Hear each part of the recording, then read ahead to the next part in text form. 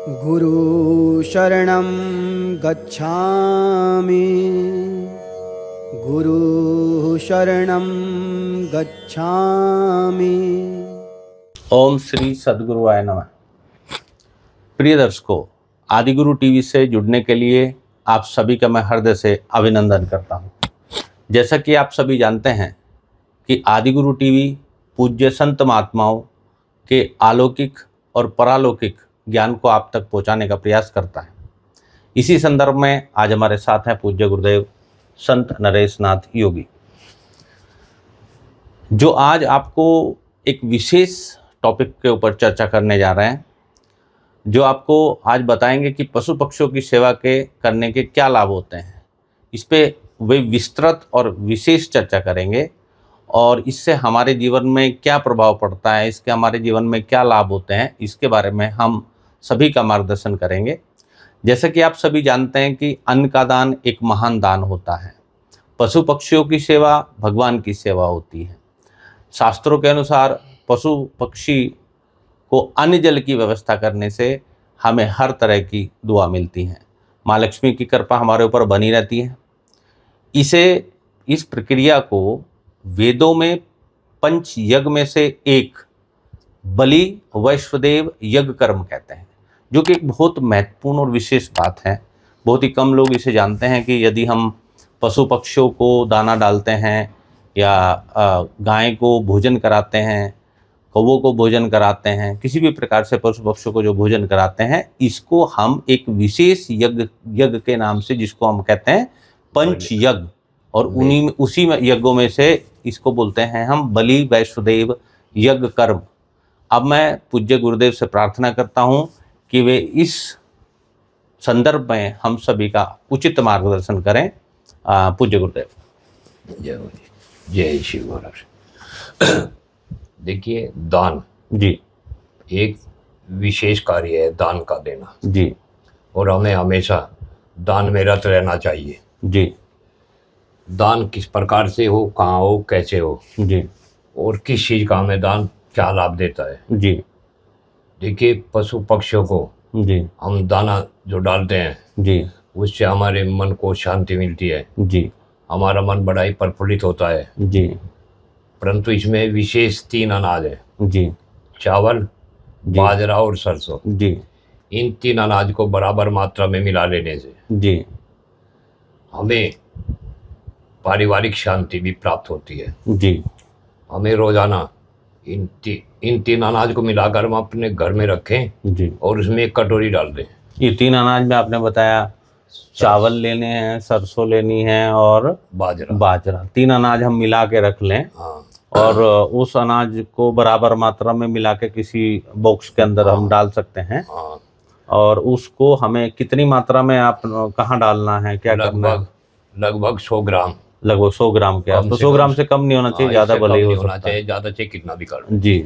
वो 1 कटोरी भर जाते हैं 100 ग्राम में जी। और उसे छत के ऊपर, अपने जिस मकान में रहते हैं उसकी छत के ऊपर डालना चाहिए। छत के ऊपर डाल देना चाहिए उसको, क्योंकि छत के ऊपर पक्षी आते हैं। जी। घरों में तो आजकल नहीं आ पाते अंदर जी, लेकिन छत के ऊपर घूमते रहते हैं पक्षी जी। और जिस छत के ऊपर उन्हें अन्न मिलता है जी। वे वहीं उतर कर उसे चुगना शुरू करते हैं, उसका वो करते हैं। जी।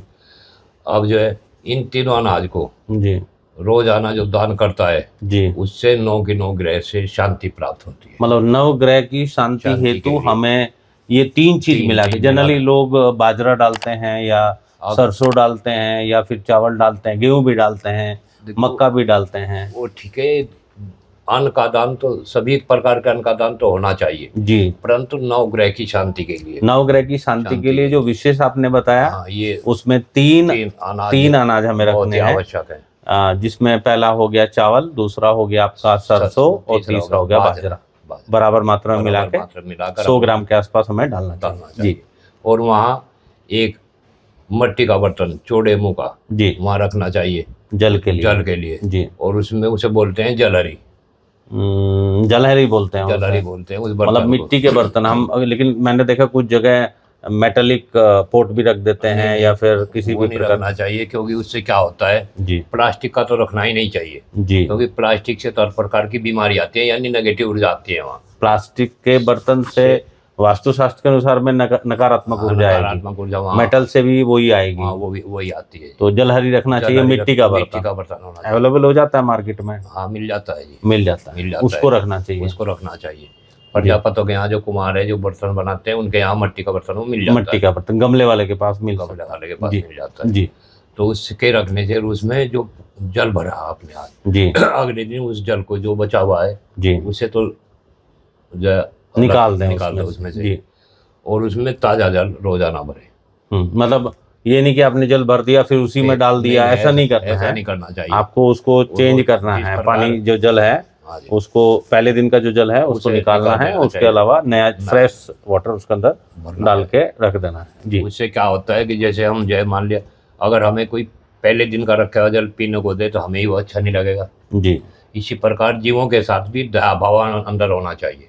अच्छा हम जिसे भी जो भोजन कराते हैं जी उसके प्रति अगर हम परमात्मा का स्वरूप उसके अंदर देखना शुरू करें तो जी। परमात्मा कण कण में मौजूद है। जी इससे हमें क्या होता है, हमारे पितृ अगर कहीं परेशान है, जी वे प्रेत योनि में है, जी वो उससे शांति प्राप्त होती है। जी। अनाज को डालने से और जल रखने से हमारे पितृ जो हैं जो शांत प्रेत होते हैं। योनि में हैं वो वे दुखी हैं जो वे देव योनि में चले वे जाते हैं। देव योनि में चले जाते हैं, उन्हें पितृ जी प्राप्ति हो जाती है, जी जी उससे हमें पितृ लाभ होता है। जी ब्राह्मण लोग इसके लिए कहते हैं कि आपके तो पितृ दोष लगा हुआ है, जी आपको तो पूजा पाठ करानी पड़ेगी। जी अगर हम रोज जी अन्न का दान करते रहें, जी। पक्षियों को अन्न का दान पक्षियों करते को रहे, अन्न का पशु दान पक्षियों करते- को, गाय को, हाँ यानी जी। पक्षियों को अगर हम दान करते रहें, जी जैसे कौवे हैं, जी अगर कौवों के लिए जी वो इनमें से कोई चीज नहीं खा पाते, जी यानी अब ये बड़ी अनाज होगी, जी। बड़ी अनाज नहीं उठा पाते, जी। उनके लिए लड्डू दे सकते हैं हम, लड्डू दे सकते हैं, रोटी दे सकते हैं, रोटी या फिर वो रोटी के टुकड़े कर बेसन की वो सेम आती है सेव आती वो है, डालते हैं, मेनली वो अच्छे से खाते हैं ये। हाँ जैसा- जिस चीज को जो पशु जो पक्षी जिस चीज को खा सके, पसंद करता है वो उसके अगर लिए- हम उसे वो देते हैं जी तो उससे उसकी तो पेट की तृप्ति होती है, जी लेकिन हमारे पूर्वजों की भी तृप्ति होती है जी। तो हमारे मेन हमारा पितृ दोष अगर है। घर में है तो उसके लिए हम ये उपाय कर कर सकते सकते हैं। हैं। जलहरी बताई आपने, हाँ, जलहरी में और जल बाकी भरना। ये 3 अनाज बताए 9 ग्रह की शांति के लिए, हाँ, और उसमें जो कौवों के लिए आप सेल यूज कर सकते हैं, जो सेल वो भी कर सकते बेसन की आती है, हाँ, मार्केट में अवेलेबल हो जाती है। और लड्डू वो- दे सकते हैं, लड्डू किस चीज का लड्डू उसमें देना है? यही बूंदी का लड्डू, बूंदी का लड्डू दे सकते हैं, रोटी दे सकते रोटी हैं दे सकते जी, हैं, बड़ी बड़ी टुकड़े करके वो डाल दो, जी जी रोटी हो गई। जी जी। अच्छा, जैसे बृहस्पति के लिए जो है जी। हम चने की दाल डाल सकते हैं, बृहस्पति के दिन उसमें चने की दाल चने की मिला के मिला उसमें के डाल डाल सकते हैं। तो उस तरह से करने से हमें जो है पितृ दोष से मुक्ति मिलती है, हमारे घर में पितृ दोष नहीं रहता जी। और हमारे घर में हर प्रकार से आनंद आना शुरू हो जाता है। जी अब जैसे जो है जानवर है, जी ये जो है गाय है, जी गाय को हमें सुबह रोजाना होना चाहिए कि सबसे पहले हम जैसे हमारे घर में भोजन बने तो जी। उसकी पहली 2 रोटी जी। जिस प्रकार हम खाते हैं उसी भाव से हमें गाय को देनी चाहिए। मतलब अपने घर में जब भी हम अपना भोजन तैयार करते बनाए हैं, उसमें से 2 रोटी पहली 2 रोटी सबसे पहली 2 रोटी गाय के लिए गाय के निकाल लिए दें, निकालनी चाहिए। बाकी का भोजन अपने और आप उसमें ग्रहण कर लें, मीठा रख के रख दो गाय को। मीठा रख के उसको गाय को देना चाहिए, ऐसा करना चाहिए। हाँ जी। ठीक है। अच्छा गुरुदेव, इसमें मुझे आप बताइए कि जैसे पशु पक्षी ये जो आपका हम दाना डालते हैं उससे और कोई आर्थिक लाभ होता है, या फिर आप व्यापार वृद्धि के बारे में भी बहुत सारी चीजें मैंने देखी। देखो इसमें क्या होता है, अगर हम पक्षियों को डालते हैं जी तो इससे लाभ तो मिलते हैं हर प्रकार के, जी लेकिन वे धीमी गति से प्राप्त होते हैं, जी वे धीरे धीरे बढ़ते हैं। जी अगर हम सभी जीवों को परमात्मा का रूप समझते हुए, जैसे बंदर है, उन्हें हमें देने चाहिए केले, जी। मंगल के दिन उनको मंगल के केले दिन और शनिवार के दिन केले दो उन्हें। जी शनिवार में भी हनुमान जी के नाम के अगर केले देंगे तो जी। मंगल कितनी क्वांटिटी में, मिनिमम कितनी क्वांटिटी में? कम से कम 1 दर्जन। 1 दर्जन केले बंदरों को खिलाने चाहिए शनिवार में और मंगलवार में। जी अच्छा, अब सोमवार के दिन है, भगवान वैसे तो रोजाना जाइए भगवान शिव के मंदिर में, रोज जाएं और वहाँ मस्तक टिकाए अपना, जी लेकिन अगर कोई रोज नहीं जा सकता जी तो सोमवार के दिन उसे भगवान शिव के मंदिर में जाना चाहिए, जी और वहाँ अगर वो नहीं जानता अभिषेक किस प्रकार होता है, कोई कार्य किस प्रकार होता है, जी और उसे आज के समय में समय भी नहीं है लोगों के पास, जी तो उसे वहाँ जाना चाहिए और वहाँ मस्तक यानी दंडवत प्रणाम करना चाहिए। जी दंडवत प्रणाम करके हमें वहाँ जल चढ़ाना चाहिए। जी पहले दंडवत प्रणाम कर ले, उसके बाद जल चढ़ाएं। जी यानी कि जल चढ़ा के फिर दंडवत करें। जी पहले दंडवत, हम किसी बड़े के पास जाते हैं, सबसे पहले उसे राम राम करते हैं हाथ जोड़। जी इसी प्रकार सबसे पहले वहां जाकर दंडवत करें, जी उसके बाद वो जो है भगवान शिव को जल चढ़ाए। जी जल चढ़ाए, अगर वहां और कुछ न मिले तो जी। बेल के पत्र चढ़ाकर जल चढ़ाए, जी फूल हो फूल चढ़ाकर चढ़ाए, जी फल ले जा सके, कोई भी फल हो, जी कोई भी फल हो जो आपको अपने लिए अच्छा लगता है, जी उसमें से वो फल ले जाए, फल चढ़ाकर वहां से तब जल अर्पण करे जी और मस्तक टिकाकर उसे नमस्कार करके अपने कार्य में रख जाए। जी तो इस प्रकार से ये सभी देवताओं के लिए जी होता है।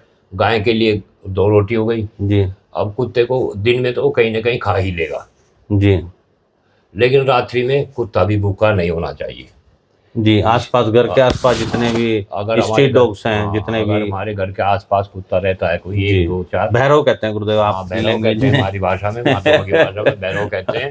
कुत्ता थोड़ा सा अजीब हाँ, लगता है। हाँ, तो भैरव मैं जो तो होते अभी भैरव कहता हैं, हाँ, हूँ। नहीं भैरव ही होते हैं ये। अच्छा, क्योंकि भैरव में आते हैं ये भी। अष्ट भैरव में आते हैं। तो इसलिए जो इन्हें भी जी रात्रि में कम से कम, जी अगर एक कुत्ता है तो 4 रोटी तो जरूर होनी चाहिए। हाँ, 2-4 रोटी डेली डालनी चाहिए। और रोटी को डालने का तरीका, जी हमें जिस प्रकार से हम अपने किसी अतिथि को भोजन कराते हैं, जी इसी प्रकार से हमें एक रोटी के 4 टुकड़े करे जाए। जी जी जितनी रोटी आपको डालनी है जी। उसके एक रोटी के 4 टुकड़े करके, एक रोटी के 4 टुकड़े। जब वे कुत्ते को रोटी डालते हैं, हाँ, भैरव को रोटी भैरव को डालते जब हैं, डालते हैं तो उसे उससे जो एक है रोटी ऐसे के- सीधी रोटी ना डाल के हाँ, उसके 4 टुकड़े करने हैं। करके उसे जो है फिर किसी कागज पर जी, या किसी पेड़ के पत्ते पर पेड़ के पत्ते रखकर पर। उसे उसके सामने रखो बड़े प्यार से, जी ले भोजन कर। जी अगर और कुछ नहीं हो, गुड़ रख दो थोड़ा उसमें, जी अच्छा, यानी मीठा रख करके जी जी भैरव को भी खिलाए। जी इसी तरह बंदर को केले खिलाए। जी और जो है गिलहरी वगैरह है, इन्हें जैसे चने की दाल है जी या कोई ऐसी चीज है जो घर में खाई जाती है, जी। मिठाइयाँ हैं, वो जी। गिलहरी बड़ी खुश होकर खाती है, वो अपनी छत पे ही रख दो, छत पर आ जाती है। जी और जो है जैसे, और तो हमारे शास्त्रों में यहाँ तक विधान है जी कि जो है भगवान विष्णु ने इस पृथ्वी को बचाने के लिए वाराह रूप धारण किया था। जी यानी वाराह कहते हैं सुअर को। जी अब सुअर को भी अगर हम भोजन कराएं जी तो उससे भी हमें नेगेटिव ऊर्जा नेगेटिव ऊर्जा दूर होती है हमारी। जी और उसे क्या भोजन कराएं? जी वो तो मल खाता है, जी। लेकिन नहीं, मल तो उसकी लाचारी है, और क्या खाए वो। जी उसके लिए हमें ज़्यादा नहीं तो कम से कम 8 दिन में एक बार, शनिवार के दिन, जी किसी भी समय, जब भी आपको समय लगे, जी 1 किलो आटे का चूरमा बना लो जी और उससे उस वाराह के सामने वो चूरमा रखो। जी उसके सामने रखने के लिए भी चाहे अखबार का टुकड़ा हो, अखबार का कागज के ऊपर उसे रखें। जी। यानी हमें किसी को भी ऐसे ही फेंक कर भोजन नहीं कराना चाहिए। मतलब जैसे हम जनरली भैरव को भोजन कराते हैं तो और ऐसे डाल देते हाँ, हैं, टुकड़ा वैसे ही फेंक देते हैं, वैसे फेंक देते हैं। वो नहीं फेंकना वो चाहिए। फेंकना नहीं चाहिए, वो भाव के साथ में भाव उसके के सामने साथ। ये समझो कि रखना उसके चाहिए। अंदर भी परमात्मा है, जी, परमात्मा के भाव से, परमात्मा के भाव जीव से में उसे- परमात्मा है, उस भाव से हमें उस उसके भाव से सामने हमें उसे देना खिलाना चाहिए। जी। इससे क्या होता है कि हमारे ऋण रोग ये खत्म होते हैं, क्या होता है? ऋण भी खत्म होता है हमारा, ऋण खत्म होता है, और बीमारियां भी खत्म होती है। बीमारियां खत्म होती हमारी जो दुर्गति हो रही, जो हमारी चारों तरफ से शत्रुओं ने घेर लिए, जी शत्रुओं से भी हमें बचाया जाता है। जी ये हमारे जो है, ये जो छोटे छोटे कार्य हैं, जी परंतु आज मानव इतना बिजी है कि उसे समय ही नहीं है इन कार्य को करने का। जी और जो मनुष्य इस कार्य को करता है जी और निरंतर करता है, जी वो जो इस कार्य को करने लगता है, उसके अंदर एक भाव आ जाता है कि परमात्मा कण कण में मौजूद है। जी और जब वो कण कण में मौजूद समझ लेता है, तो ये समझो कि उसके हर कण में उसकी रक्षा होने लगती है, उसी जी। कण से। जी देखिए, अगर हम कहीं गाय चुगा रहे जी और कोई शत्रु आगे हमें मारने लगे, तो जी। हमारी रक्षा गाय करने के लिए तुरंत आ जाती है आगे। जी इसी तरह ये भैरव है, जी भैरव जो हमारे घर के बाहर रहता है, जी जबकि हमारा वो पालतू नहीं है, जी, लेकिन जो घर के बाहर जो स्ट्रीट रहता डॉग्स रहते हैं, हाँ। घर के बाहर रहते हैं, रहते हैं, उन्हें हम रोज भोजन करा रहे। जी अगर कोई आदमी आकर आपको गाली देने लगे, आप मारने लगे, जी, तो वो तुरंत ही वो तुरंत रक्षा रक्षा करता है। जी जी। तो इस अच्छा प्रकार- गुरुदेव, इसमें मुझे आप थोड़ा सा इसके बारे में बताएंगे कि जो बलि वैष्णोदेव यज्ञ कर्म कहते हैं, इसे जी। मतलब हमारे वेद शास्त्रों में जी जी, ये जितने क्या भी है? आपने कर्म बताए, ये क्या है? यही तो सब कुछ बलि वैष्णोदेव यज्ञ है जी। ये सब जितना ये सब आपने अभी जो बता रहा मैं, ये सब जीवों को दाना डालना, जीवों को रोटी डालना, जीवों को उनके योग अनुसार भोजन देना, जैसा भी उनका भोजन है उस प्रकार का उन्हें भोजन कराना। जैसे गाय है और गाय अगर आपके द्वार पर रोज आती है, चलती फिरती गाय, तो उसके नाम का रोजाना आप जो है कोशिश करें, जब भी आपको समय लगे एक टोकरा घास लिया मैं, मंडी से लिया मैं। मंडी से किस दिन डालना है गाय को घास? ये तो जो है जब भी आ जाए गाय रोजाना डाल दो, चाहे डेली भी डाल सकते हैं, डेली भी डाल सकते हैं। इससे भी गृह में शांति मिलती है। गृह में नहीं जी, शत्रुओं तक को रोकता है जी, संपूर्ण मतलब पूर्ण सुरक्षा हमारी जो है इन सब प्रकार के, यही सब बलिवेश देव यज्ञ है जी, जो हम ये छोटे छोटे कार्य करते हैं। मतलब जो पक्षियों को दाना डालते हैं वो भी यही इसी में आता है, इसी में आता है, और इसके द्वारा हमें जो ग्रह की शांति मिलती है। यानी कि सब कुछ, अगर आप कोई भी कर्म कांड ना करें और सिर्फ ये बलि वैश्वदेव यज्ञ ही करते रहे तो हमें अलग से भक्ति करने की आवश्यकता नहीं है। बहुत अच्छा करते हैं। यानी इसमें क्या होता है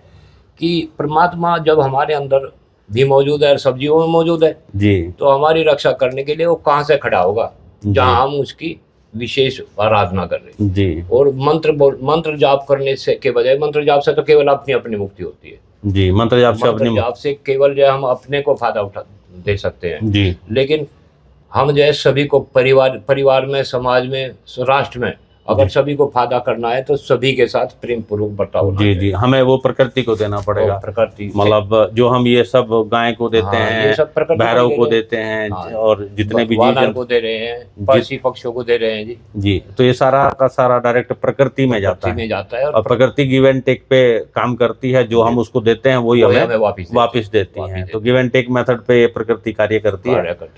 तो अगर हम सभी ये यज्ञ का, इस महायज्ञ का, इस प्राकृतिक बलि वैश्वदेव यज्ञ में शामिल होंगे तो हमारे सभी कष्टों का निवारण होगा और हमारे जीवन में सफलता मिलेगी। और ये एक गुरुदेव आपका द्वारा बताया गया एक बहुत अच्छा प्रयोग है, जो भी भक्तजन श्रोतागण हमें सुन रहे हैं वे इससे लाभ उठा सकते हैं जी। बहुत बहुत धन्यवाद गुरुदेव, बहुत अच्छा लगा, आपने इतना मार्गदर्शन किया। जय शिव गुरु।